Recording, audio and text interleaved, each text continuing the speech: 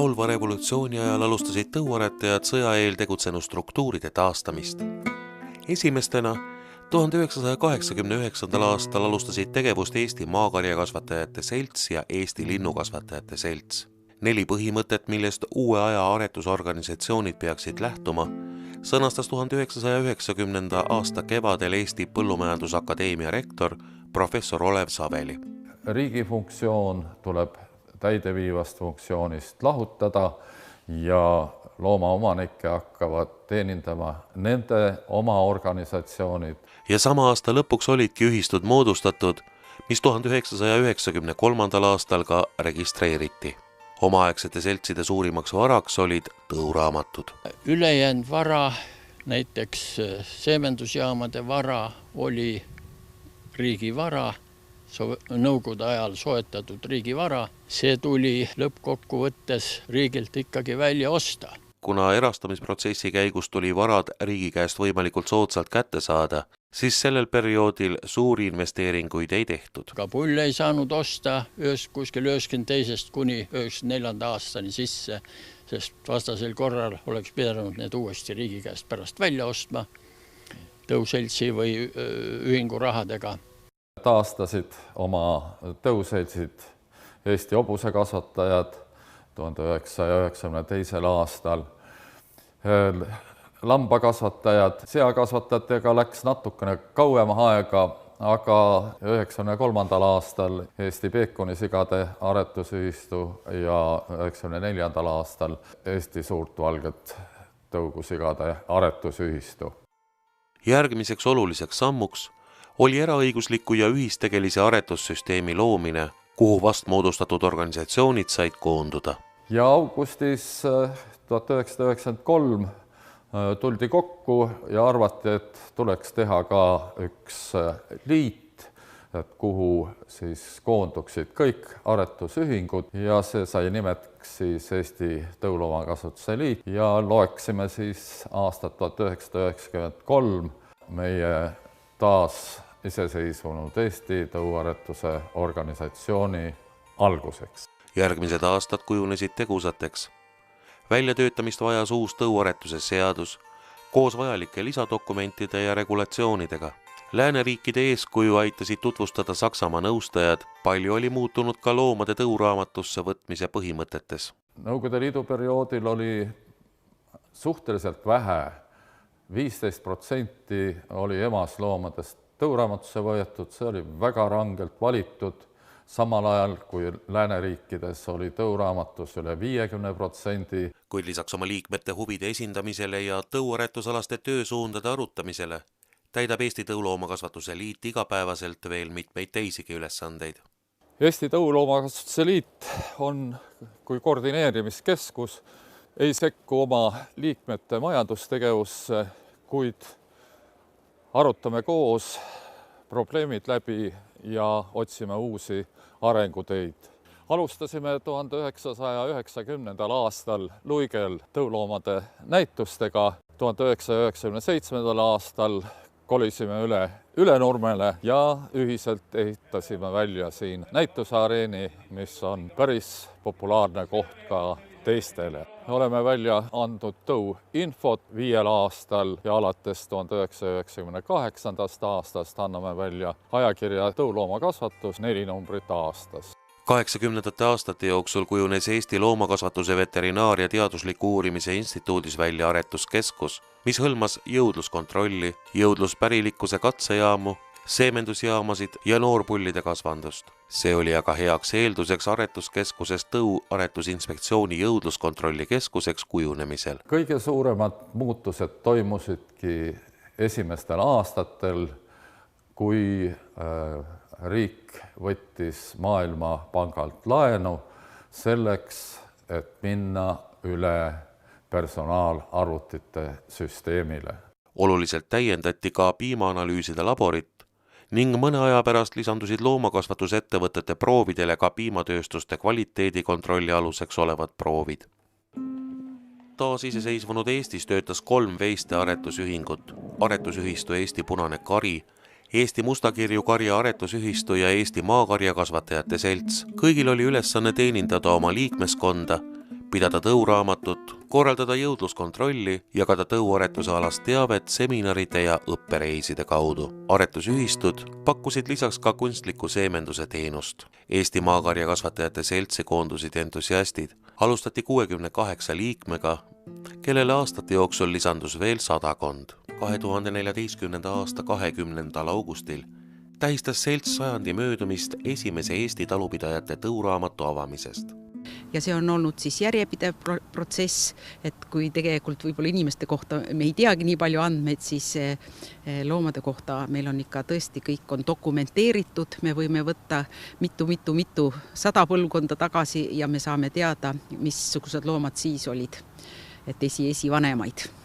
Aastal 1993 tunnistati väikesearvuline maatõu kohustatuks. Tulenevalt Euroopa Liidu seadustest kasutatakse alates 2004. aastast maatõuaretuses ainult kodumaiseid maatõupulle. Rõõmu teeb see, et meil on välja kujunenud kindel maakarjakasvatajate kontingent, et aastaid juba seltsi taasasutamisest alates on siis terve rida veel praegu selliseid tublisid maakarjakasvatajaid nagu Pereranna põllumajandusosaühistu, Liia Sooäär, Anne Kiider, Koorditalust Milvi Reinem, Simo Vart-Maarja on küll kahjuks nüüd Manalateele läinud, aga seda tööd jätkavad tema lapsed.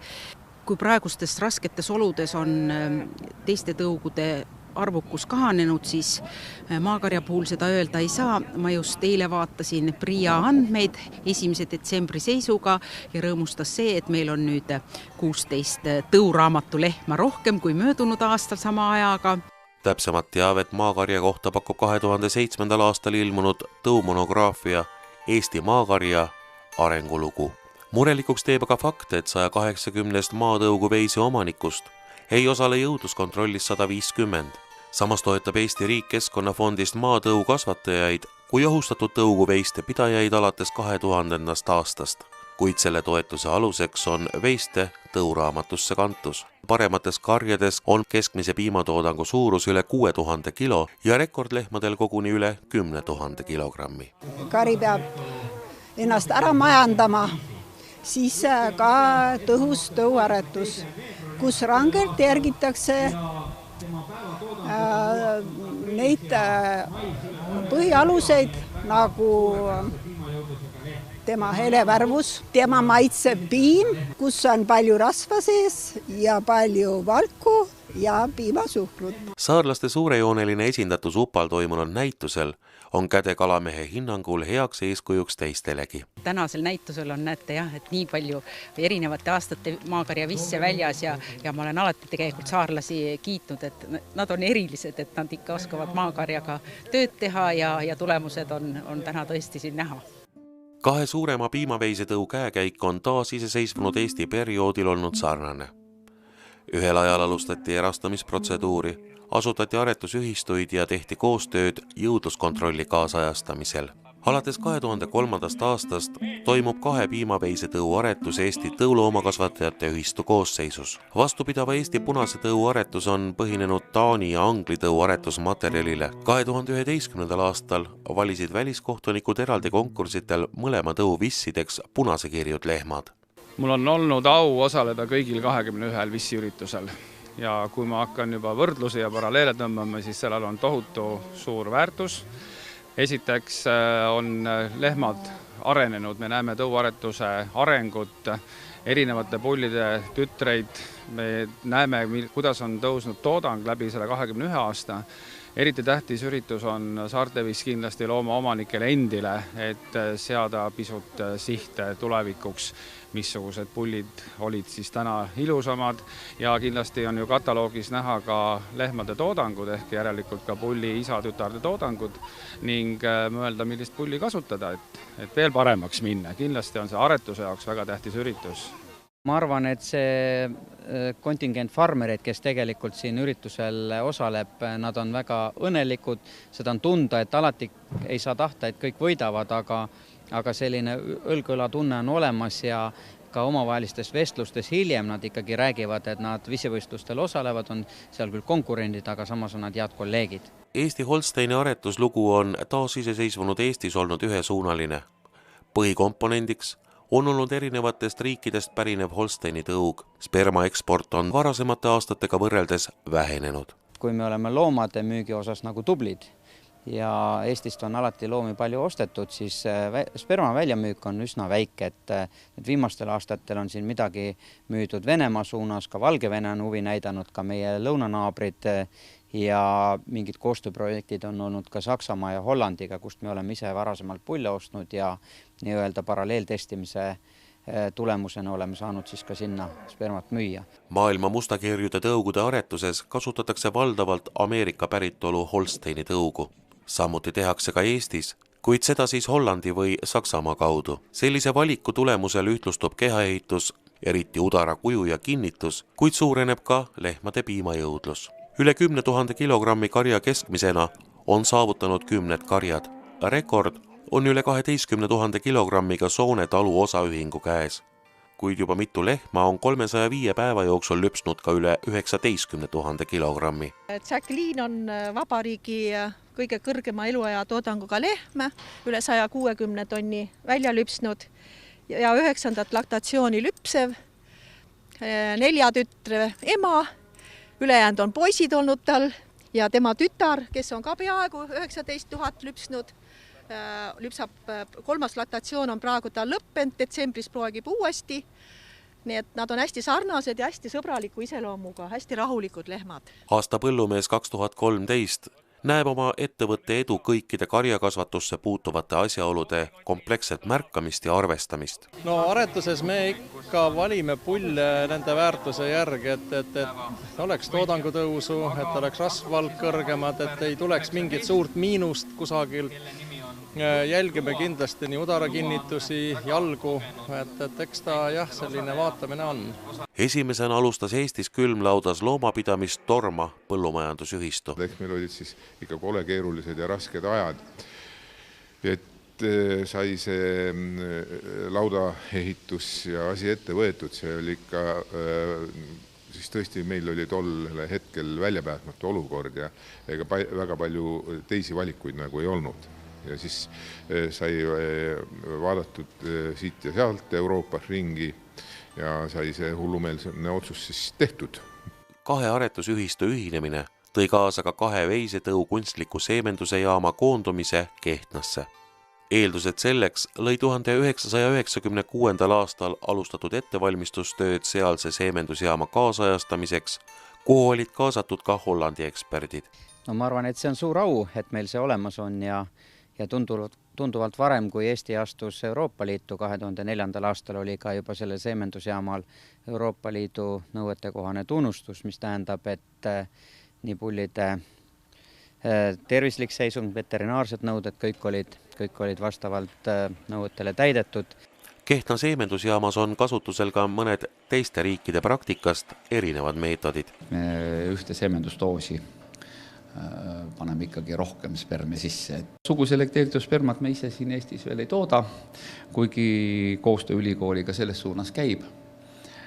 Jah, et praegu kasutusel olev laseriga põhjal selekteeritavad sugurakud, et need tootlikkus on veel väga väike ja sellepärast pannakse ühte seemendustoosi sinna 1,5 kuni 2 miljonit spermi. Et võrdluseks öeldes, et meile toodetud sperma on 15 kuni 22 miljonit spermi ühes seemendustoosis. Genoomselektsiooni rakendamise tõttu pullide arv paratamatult väheneb ning seegi annab oma seemendusjaama pidajale konkurentsieelise. Kuidas on aga täna korraldatud aretusmaterjalina eksporditud pullide tõuraamatu kanded? Holsteini tõu komponent, mida kasutatakse geenides ongi Holstein ja juba 70. keskpaiku hakati Holsteini tõugu Eestis kasutama, nii et pullid ja sperma, mida me väljast ostame, põhimõtteliselt tõuraamatusse kandmine käib nii nagu Eesti sündinud pullide puhulgi.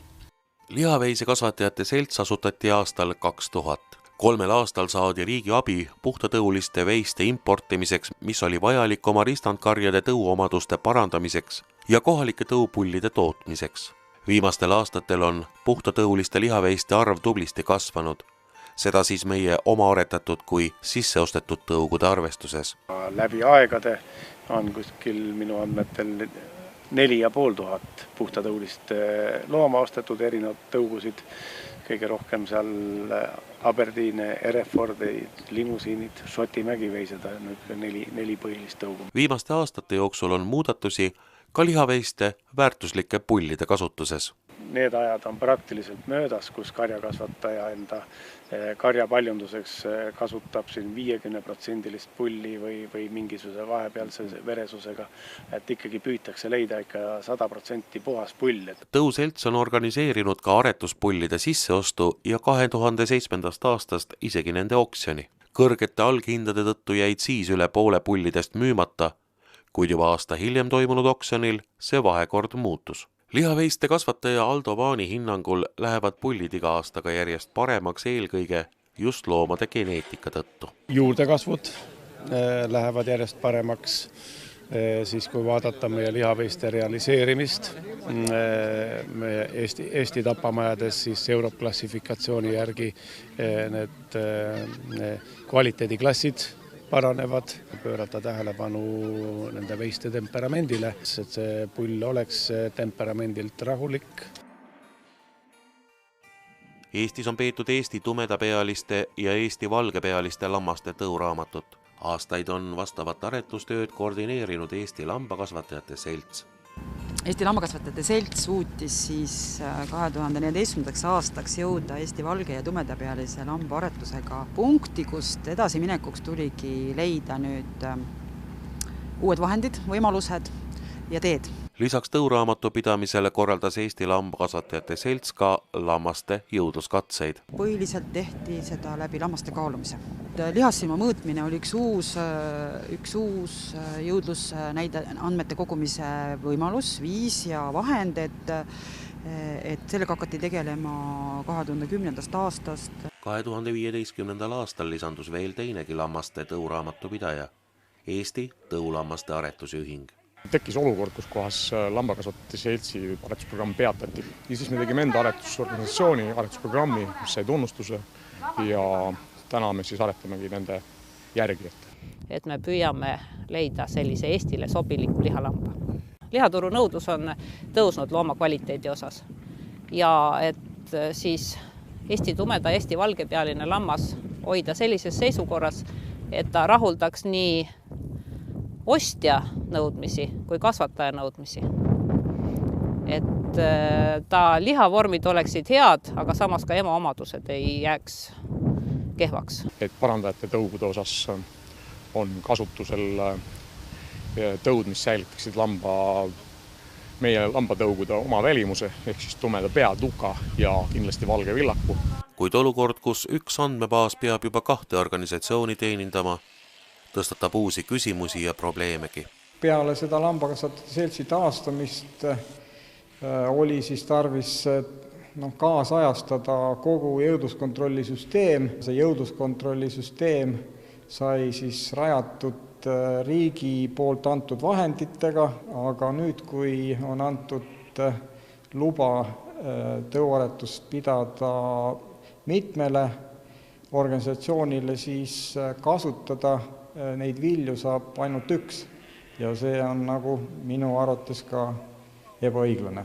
Lahendus tekkinud olukorrale näevad eri organisatsioonidesse kuuluvad lambakasvatajad taas erimeelsuste ületamises ja ühise keele leidmises. Ma arvan, et ühiseks tegevuseks peaksime me olema valmis kõigis aspektides, mis puudutab lambakasvatuse arengut. Et võib-olla hetkel aretusega võiks toimetada kumbki omaette, et ma usun, et see tuleb kasuks, kuna meil on ka väga kiiresti vaja edasi jõuda loomade lihakuse parandamise osas ja nii edasi, et siis kellel paremini välja tuleb. Kuna meil on paralleel tõuraamat, et siis toimetame selles osas omaette. Läinud sajandi viimastel aastakümnetel oli hobune veojõu seisukohalt oluliselt oma tähtsust kaotanud ning hobuste arvu kiire kahanemine tõi endaga kaasa kohalike tõugude ohustatuks tunnistamise. Kujunenud oli olukord, kus nappis nii märasid, hobusekasvatajaid kui hobusepidamisega seotud tegevusvaldkondi. Kõige selle valgusel elavnesid hobusekasvatajate vahelised vaidlused erinevate aretussuundade vajalikkuse üle. Eesti Hobusekasvatajate seltsi juhatuse liige Jüri Patune võttis organisatsiooni 20. sünnipäeval seni tehtu kokku järgnevate sõnadega. Me oleme tegelikult väga õnnelikus olukorras, et meil on sellist 3 tugevat tõugu siin täna sellisel Eestimaal olemas, et on Eesti hobune, et on Tori hobune, et Raskevi hobune ja meil on teisi tõuge, aga me tegelikult ju inimestel on 1,3 miljonit unikaalne ju nähtus Euroopas ja tegelikult see on väga suur rikkus ja siit annab end edasi minna. Aastate jooksul pidi Eesti hobusekasvatajate selts võtma vastu lausa ajaloolisi otsuseid ja just tänu sellele saame me täna tõdeda, et 3 hävimisohus olnud Eesti kohalikku hobusetõugu on tänaseni vastu pidanud. Eesti hobusekasvatajate seltsi esimesed tegevusaastad olid rahulikumad. Rakendati Eesti tõugude tõuraamatupidamine, riigiametnikega vaieldi Trakeeni tõuraamatupidamise õiguspärasuse üle. Regulaarselt on toimunud noorhobuste ülevaatused ja jõudluskatsed. Seltsi siseselt vaieldi aretusmeetodite üle ning nendelgi puhkudel argumenteeriti faktide asemel pigem erinevate isiksuste välja kujunenud arvamuste baasil. Kuid viimaste aastate jooksul on Eesti hobusekasvatajate seltsi tegevust hakanud tugevalt mõjutama uute aretusühingute teke ja tõugudega manipuleerimine. Kujunenud vastasseis on kohati lausa skandaalsed vormid omandanud. Mulle üks meie oma aruseltsi juhatuse liige on öelnud, et tema eesmärk on tegutseda nii, et EHS-il võetakse tõuraamatupidamise õigus ära. Ja ma küsisin tema käest, et aga mismoodi sa seda saavutad? Tema ütles välja. Kui vigu, rikkumisi on nii palju, siis võetakse ära. Ja nüüd neid vigu siis ikka tilgutatakse ja pidevalt. See on üks väga paha asi. See ei vii edasi ja me võime ju koostööd teha ju kõigiga. See on üks asi ja ilma hariduseta ikka praeguses maailmas mitte kuskil ei jõua. Niinimetatud vana Tori hobusetõu tunnustamisega lõi riik pretsedendi, mis on tänaseks toonud kaasa mitmeid tegevusloa taotlusi Eesti raskeveohobuste ja Eesti tõuguhobuste paralleeltõuraamatute tekkeks. 2012. aastast on välja võetud tükk Tori hobuse tõuraamatust, kusjuures Tori hobuseid on Eestis ainult 1200 ja kui me leiame, et sellisest materjalist, sellisest tõugenofondist saab veel jagada, siis see paneb aretajaid natuke ohkama. Soomes sai tõuühing Eestin raskaad vedohevosed tunnustuse Eesti raskeveohobuste tõuraamatupidamiseks Soomes. Neid toetab Eesti raskeveohobuse selts, millele Eestis ka pärast kohtuvaidlust tegevusluba ei antud ning täna puudub Eestis seisukoht, kuidas organisatsioonidega kombineerimise käigus 4 Soome tõuraamatusse viidud raskeveohobust peaks käsitlema. Kui Euroopas suhtutakse tõuraamatutesse ja tõugude säilitamisesse konservatiivselt, siis Eesti minu arvates kahjuks on läinud teist teed. 2015. aasta seisuga on Veterinaar- ja Toiduamet andnud erinevatele aretusühingutele 14 tegevusluba, kusjuures pooled neist väikseima tõuloomade arvuga hobuste aretamiseks ja säilitamiseks. Ent hobusekasvatajate vastavaid taotlusi on veelgi. Põllumajandusloomade aretus pole nagu asi iseenesest, vaid see on kõik need ühiskondlikud mõjud ja kõik see meie elu mõjud mõjutavad ka seda aretustööd ja üldse selle aretusega tegelejaid ja loomaomanikke. Kui on nagu üldiselt inimestel suurem valikuvõimalus, siis ka aretustegevuses on see nii. Jällegi huvi ju ise teha, seda ei saa taunida. Aga tauniksin seda, kui ei ole huvi teha koostööd ühe tõuraamatu raames ja 2015. aasta jaanuarist on Eestis tunnustatud Eesti hobusetõule teine tõuraamat, kusjuures koostöövorme hakatakse nüüd peale tõuraamatu tunnustamist otsima. Probleemse vana Tori hobuseühingu tegevuses osalenud staažikas hobusekasvataja ja loomaarst Kaja Väärsi näeb dubleerivate aretussuundade praktiseerimise tulevikku järgmiselt. Sest see, mis vahepeal on toimunud, vana Tori suund, see on tegelikult ju surnud sündinud üritus. See sureb välja iseenesest ja see ei ole arvestatav nähtus. Aga meie eesmärk oli lihtsalt, et pöörataks tähelepanu ka Tori hobusel põlnemisele.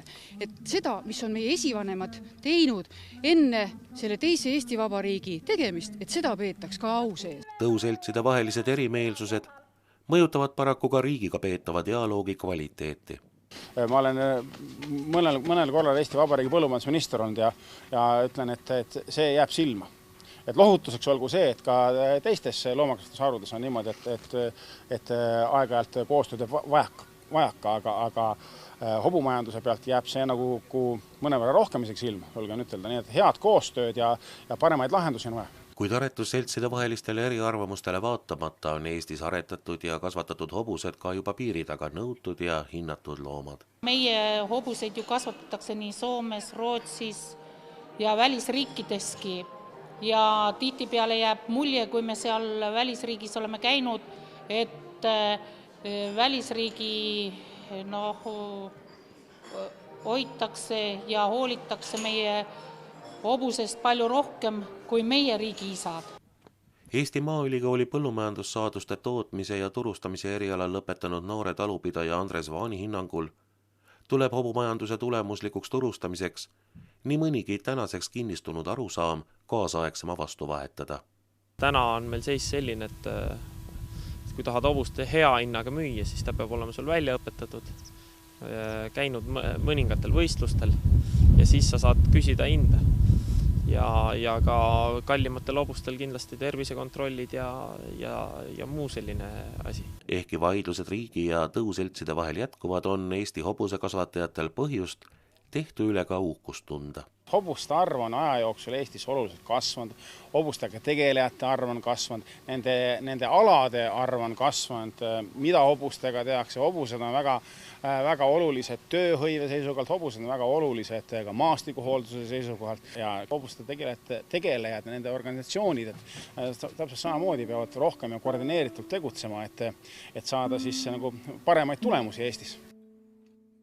Munakana ja broileri kasvatuses toimub aretustöö täna välismaistes suurfirmades, kelle aretusmaterjali Eesti suuremad ettevõtted sisse ostavad ja paljundavad. Kuid suurte linnukasvatajate kõrval leidsid Eesti teadlased siiski niši, aretades 1980. aastatel eelmise sajandi ainukese linnutõu Eesti vuti. Kaiaveres otsustati hakata vuttidega ja vutid toodi sinna sisse esimesed küll lihavuttide populatsioon 1976. aastal. Eks esimesed 2-3 aastat läksid ikka kõvasti ikkagi vastu taevast selles mõttes, et tuli õppida. 1988. aastal tunnustati Eesti vutttõuks. Seega oli tegemist esimese Eestis aretatud linnutõuga. Nõukogude Liidu lõpuaastatel oli Eesti vutitoodang hinnatud ja nõutud kaup.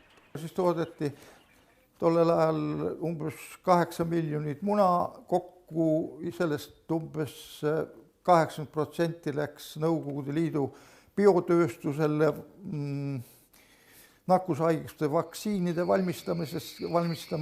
90. aastate alguse põllumajandusreformid vutikasvatusele enam nii soodsad ei olnud. Kuid Eesti vuti ohustatud tõuks tunnistamine pööras vutikasvatuses uue lehekülje. Töö jätkus uue hooga Matjamaal Järveotsa farmis, kuidas aga täistsüklilise tootmisfarmi omanike ja teadlaste huvid kokku sobivad.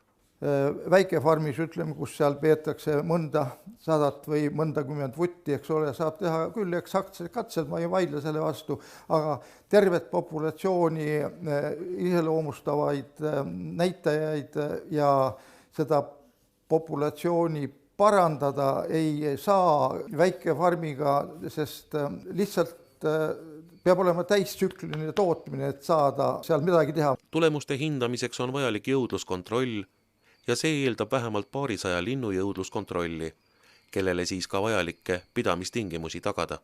Viimase 12 aasta töö saavutused võtab professor Harald Tikk kokku järgmiselt. Me tõstsime emasvuttide kehamassi umbes 1/5 võrra, see tähendab läks ta üle 200 grammi tunduvalt, me saime 70%-lt 90%-ni ja rohkem saime hautamistulemustest koorumise. Me saime senise 250 kuni 270 muna asemel saime lõpptulemuseks 320 muna pluss miinus 5 muna aastate jooksul, pluss veel seda, et tõstsime muna keskmist massi 11 grammilt 14 grammile. Täna saab Järveotsa vutifarm ennast täie õigusega Põhjamaade suurimaks omataoliseks nimetada. Vutimuna koguseid me toodame 6,5 miljonit muna käesoleval ajal ja liha 13 tonni aastas. Käibe poolest on muna annab ikka põhikäibe, selles suhtes lihaosa on praegu 15% ja siis ülejäänud on muna poole peal. Eesti vuti hea munemisvõime on üldtuntud. Samas kipuvad vutimunad vahel ka ettenähtust suuremaks arenema. Selliste perekondade liikmeid aga aretusse ei jäeta. Ega see sellise suure muna munemine on tõenäoliselt väga valulik protsess ja teinekord peale sellise muna munemist võib ka lind ära surra või hukkuda. Majanduslikult raskematel aastatel kerkis konkurentide käitumist vaadates küsimus väärtusliku omega-3 rasvhappesöödale lisamisest.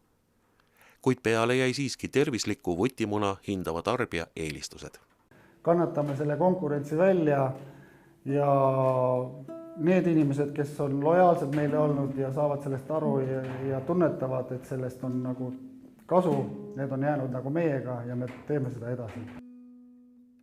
Kui varasematel aastakümnetel keskendusid karusloomakasvatajad pigem põhikarja sigivusele ja alles siis naha kvaliteedile, siis uuenenud turusituatsioon tegi peagi oma karmid korrektuurid. Küll olid aga taas iseseisvumise alguses Eesti karusloomakasvatajad tuleviku suhtes entusiastlikud. Kui läks müügiks Helsingi oksjoni keskusele, siis ei suudetud seal nahku ei suudetud saada nii head hinda, et katta oma tootmiskulusid. Madala hinna tingis aga nahkade kvaliteet. Kui Skandinaavia nahk oli kuskil koos sabaga 1,5 meetrit pikk, siis Eesti nahk oli nii, et oli 7-80 või meeter oli pikk, nii et all põranda ja sabaotsa vahel oli siis mingi tühiruum. Vaja oli investeerida, sest lisaks pidevalt kasvavatele tootmiskuludele tuli leida raha ka põhikarja aretusmaterjali uuendamiseks. 1990. aastal moodustati tosina majandi baasil assotsiatsioon Eesti Karusnahk. 7 aastat hiljem asus tegutsema Eesti Karusloomakasvatajate Selts. Ühiselt leiti kontakte Norrast, kus ka esimesed konsultandid Eestisse tulid. Me kutsusime nemad ennem siia, nad käisid, vaatasid Eesti farmid üle ja siis ütlesid, et me nägime nüüd elavat karusloomakasvatuse ajalugu. See tähendab, et me olime oma arengus jäänud maha. Ja kui me käisime Norras vastuvisiidil, siis loomulikult oli seal väga toredaid ja väga huvitavaid momente, aga peale seda, kui me juba tulime tagasi Eestisse, siis näiteks Saaremaa farm likvideeris kõik oma naaritsad, ütles, et meil ei ole rottidega midagi peale hakata. Peagi hakati kiskeliste karusloomade kõrval ka tšintšiljasid kasvatama. Esimesed isendid toodi Ameerikast Eestisse 1992. aastal. Paraku esimest sellesuunalist algatust edu ei saatnud. Ja niimoodi ostiski hiljem üks huviline Arvo Kirss, ostis selle sama ameeriklase käest 10 tšintšiljat ja rajas endale farmi. Ja see farm hakkas või tegutseb siiamaani Kirsi farmi nime all.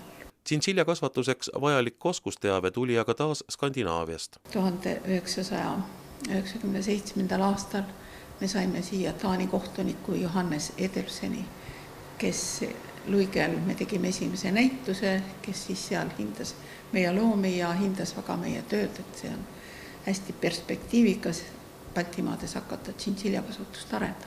Kiskeliste karusloomade kasvatus on Harjumaal Karjakülas näinud nii halvemaid kui paremaid aegu. Täna käib töö juba 20 aastat tagasi asutatud aktsiaseltsis Balti Karusnahk Soome investorite toel. Alustasime siin ainult 300 hõberepaste põhikarjast ja see aasta jaanuariks meil oli 2500 hõberepaste põhikarjaema, 3500 sinirepaste põhikarjaema ja 28 000 naaritsat põhikarjaema. Tänaseks on farmi kunagine põhikari täielikult Soomest ja Norrast ostetud loomade vastu välja vahetatud ning toodang näitab taas kasvamise märke. Näiteks eelmine aasta me auktsioonil ja täpselt 110 000 naaritsat oleme viinud müügile ja sinirepased, hõberepased kokku on 15-18, tänavu aasta ikka loodame, et saab 24 000. See aasta väga hea väljatulek oli võrreldes viimaste 2 aastaga. Kuni 90. aastate alguseni juhtisid sigade tõuaretust 2 riiklikku tõulava, mis 1992. aastal likvideeriti. Eesti Suure Valge ja Eesti Peekoni aretustööga hakkasid tegelema 2 ühistut. Jätkus ka kontrollkatsejaamade töö Tartus ja Kehtnas Samasse ajajärku langes ka sovhooside ja kolhooside reorganiseerimine, mille asemele mitmeid ühistuid moodustati. Katsejaamade töö omakorda oli seotud just seakasvatusettevõtetega ja tekkisid probleemid katsejaama komplekteerimisel. Ei toodud enam sigu, katsejaamad ei suutnud ennast majandada ja nende töö lõppes. Edasi võeti arutluse alla 90. aastate lõpus käivitunud sigade ja ristandprogramm. Kuna katsejaamade töö lõppes, oli vaja leida uus väljund sigade hindamiseks. Ja 94. aastal hakati kasutama Biglock 105 sigade hindamiseks karjatestil. Hinnatud sigade mahud suurenesid ja aretustulemus paranes, kuid karjasisese aretuse tõttu aretusedu nende muutustega ei kaasnenud. Seejärel hakati testi andmeid saatma jõudluskontrolli keskuse andmebaasi, mille põhjal aretati välja geneetilise hindamise süsteem. Selleks, et geneetiline hindamine oleks usaldusväärne ja objektiivne, võttis jõudluskontrolli keskuse juhtkond vastu otsuse, et Eestisse tuuakse Saksa jõudlusandmete kogumise programm DB Planer selleks, et andmed saaks kvaliteetsemad, andmete edastus andmebaasi oleks kiire ja ka tagasiside farmile oleks kiire. Possu programm võeti farmides kasutusele 2005. aastal. Esimesena rakendati sigade lihajõudluse hindamise valdkond ja see oli 2000. aastal ja aasta hiljem lisati geneetilisse hindamisse ka viljakuse osa. Possu programm on kasutatav ka seemendusjaamas, mis võimaldab kiiret andmevahetust jõudluskontrolli keskusega. Sest kultide ristkasutamine farmide vahel lisab aretusväärtuste hindamisele usaldusväärsust. Täna on olukord seakasvatuses keeruline. Alates 2014. aastast on Eestit laastanud seakatk ning üle poole seakasvatuses ringlevast kapitalist kuulub piiritagustele ettevõtjatele.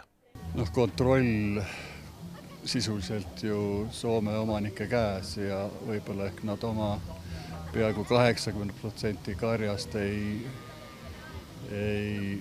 anna ka võib-olla kõiki andmeid meie statistikale ja ma usun, et nende tootmisharu investeerimine ja spetsialiseerumine on tasemel, millega Eesti kapitalil seakasvatus päris konkureerida ei suuda, kui kasvatajad ise seda liha ei kasvata, töötle ja kuni tarbijani ümber ja see praegune ajajärk, kus Eesti, ma usun, et Eesti aretusühistu põhikarjast, ma arvan, et kuni pool sellel aastal läheb karjast välja.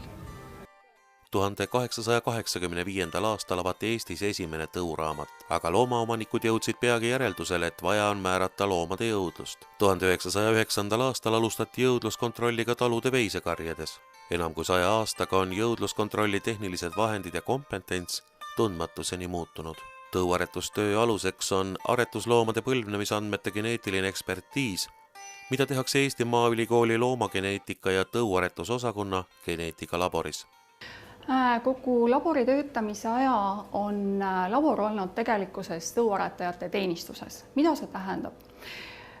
Labor on aitanud kaasa tõuaretuse kvaliteedi täpsustamisel. See tähendab kontrollida, kas tõuraamatusse kantud loomade põlvnemine on vastavuses või mitte. Tänu järjepidevale kontrollile ja kindlaks määratud aretusreeglite järgimisele kuulub Eesti täna loomi eksportivate riikide sekka.